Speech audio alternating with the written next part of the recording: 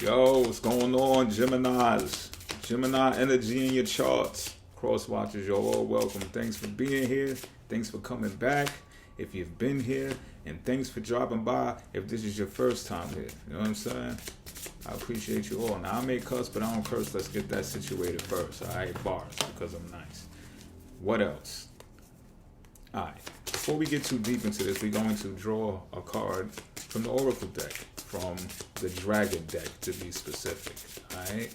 So Spirit, help a brother out. You heard? Help us all out to get this card out to set the mood right for the Gemini energy. What's the directive here? What's the message? What we got? Oh, whoa, shadows. That's deep, right? You see that? Piercing. All right, we're going to get to this. In order to get to this, we got to get through this. Through this, bars, because of nice. Shadows, right? That is correct. Okay. Let's find the definition for the shadows. If you draw this card, it's time to take a look at your shadows. The Dragon King Oisin is sending out the dragon so that we humans can remind ourselves that we are powerful beings. The black dragons are sent by the white dragon Queen Alba. They have the highest vibrations of love in their dragon hearts and are coming to transform your lower energies into higher frequencies. A black dragon has the ability to dive deep into the world of shadows, reaching areas that remain concealed from others. Many people fail to recognize their shadows for what they are, thereby allowing the dark side to manipulate them, to hold them in check, and to rob them of energy and enthusiasm. Let's name and share a few of the shadows here. Cigarettes, alcohol, too much sugar, a sense of fear, other addictive behaviors, playing the victim, spiritual arrogance, and so on. Now ask yourself the question, am I ready to confront my shadows? If the answer is yes, begin the shadow work described below. If not, put this card into one side, take it out of the deck, and only replace it when you are ready. All right, I'm gonna read it. Why not? You know what I'm saying? That's what it's here for, right? Now let's get started. Pick a shadow and become familiar with it. The why, when, and how of it. The key is to understand that giving it can often mean victory. The key is to understand that giving in can often mean victory and the breaking of paralysis. Inner rigidity, can often prevent us from recognizing our shadows. Indeed, we are frequently extremely stubborn about this very issue. When working with shadows, try to remain flexible in your attitudes. Recognize when you are being cross or obstinate, the inner rigidity to which I refer. Try not to put up defenses, but instead become soft and pliable. Being defensive involves meeting inner rigidity with rigidity, which does not lead to success. This is an exercise here. Sit upright on a chair, light at least one white candle, and play some calming music, perhaps a favorite song. Now imagine you are surrounded by some tall grass with a gentle breeze blowing the stalks this way and that way. Sway with the grass, sway with the wind. Call the black dragon and use your inner voice to ask it to move aside all the rigidity within you.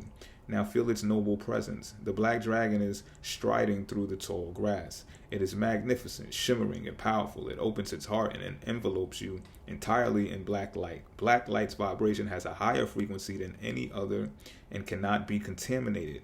Feel how high this mighty light flows up and down the light canal in your spine, seeking out every weak point. The light pulls and flows powerfully to every point in your physical or spiritual body where shadows sap your energy.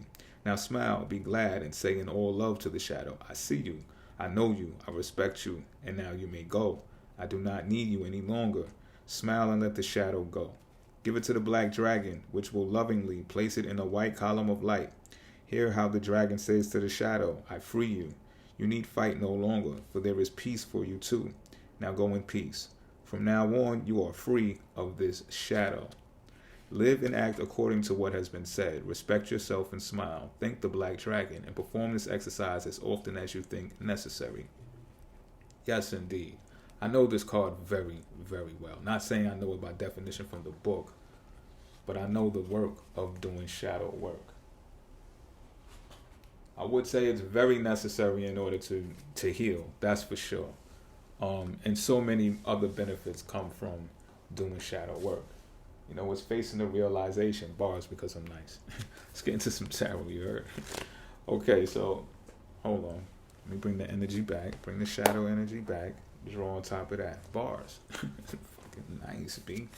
Alright, 3-card draw. I ain't gonna hold you long. And I hope y'all all are feeling well out there. Now, there may be, it just may be, I don't know what cards are gonna come out yet, but it may be that you are being called to do some actual shadow work. I kind of, that's why the card was drawn. Like, let's be serious, let's be real, right? So please try to pay detailed attention to what that shadow card had expressed, and I'm going to do my best, bars, to bring this tarot message to you all with clarity, understanding. Clarity and understanding should be enough. Right. And love. Oh, I was missing one. Come on, throw love in there. I gotta be such a hard ass. Alright. With that being said, let's get these cards read. Bars. This card right here is representative of the situation at hand for the Gemini energy. We have the Princess of Cups in reverse. This card is representative of how you feel about the situation. This is the Seven of Cups in reverse. And this card right here represents the factor to consider regarding this situation.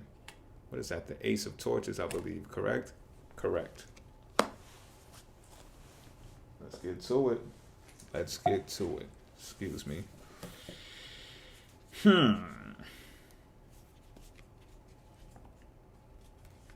What do we have here?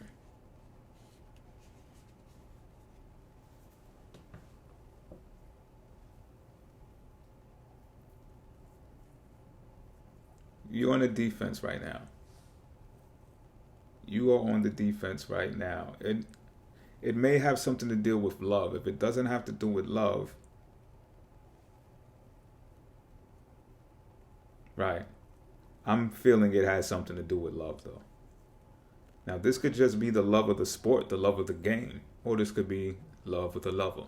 You make it fit the way it's supposed to fit. Pause. But you're on the defense. You got a wall up.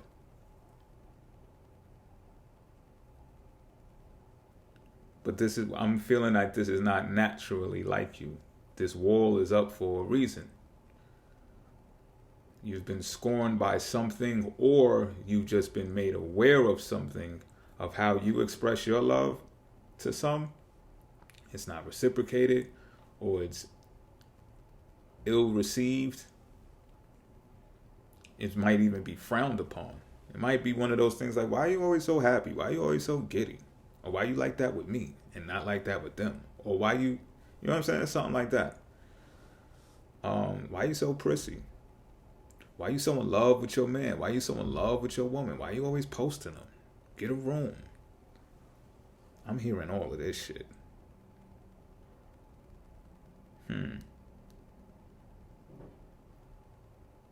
But not for nothing, you've always been teetering and tottering with balancing emotions from reality. So this is not shocking to the people that you've expressed this, build up this wall to. It's more like, damn, it must be my turn, huh? Or did I do something?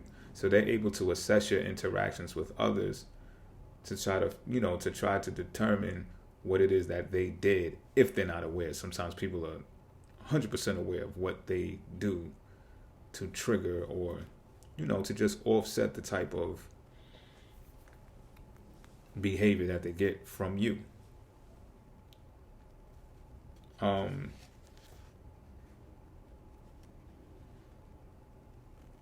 What this is doing, though, is it's preventing you from opening up an area of creativity that is closed off. It's blocked off. Normally, you would be able to do some type like magician work, just grasp things out of the ether or grasp things turn nothing into something with ease.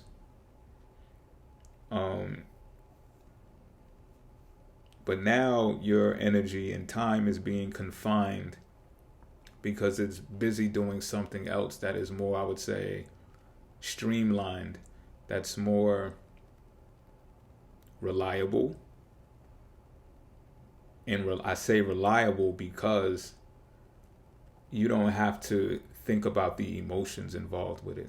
So you could be doing something that's repetitive and, like I said, logical as well, but it goes against your emotions and what your heart feels like doing right now. You're just like, you know what, fuck that heart shit, because the same way, these are both water cards. The same way that you feel closed off and walled off in general, you're like, man, when it comes to creativity, I'm going to be that way too. I'm going to give y'all something. And I'm not saying that what you're doing right now is subpar, but there are some people who would like to benefit from you getting back into the creative space to where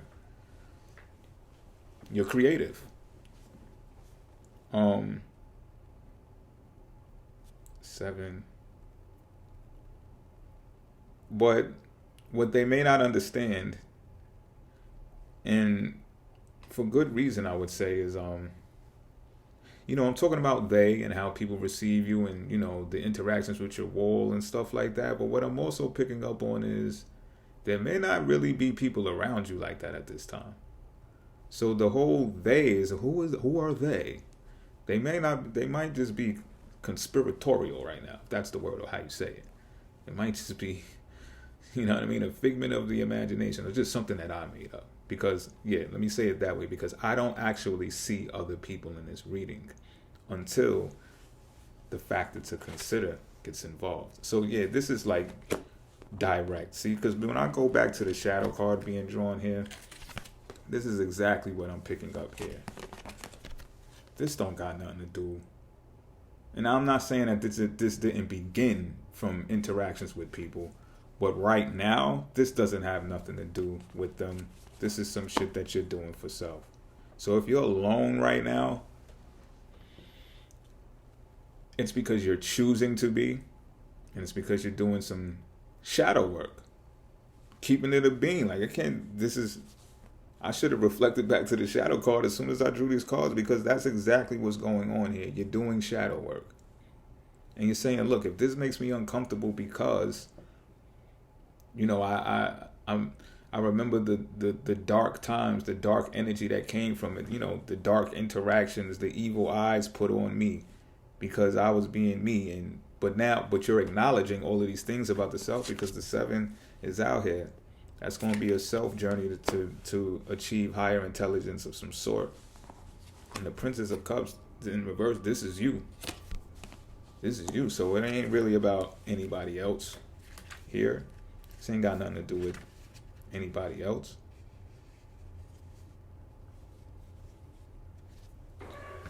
Now, this factor to consider is the spark that comes after releasing the shadow. So this is a factor to consider to say this.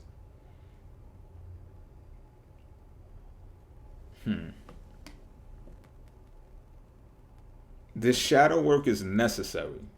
Okay? Necessary. If you want this, should you want this. And this is the bonus. This is the reward for doing the shadow work. Beautiful reading, because it just all correlates. It all sequential order and everything. This is the light at the end of that dark, shadowy tunnel. Inspiration is going to come after you do this work. It's going to be lit, actually, while you're in the process of doing the work. And you're going to be able to see it. And you're going to be like, yep, almost done here. Getting off next stop. Closing doors. Boom, boom. You might even be getting on the train or something. But you'll be able to draw the inspiration to create and be creative again after doing the shadow work. So continue it. Continue it. Until next time, I'm out.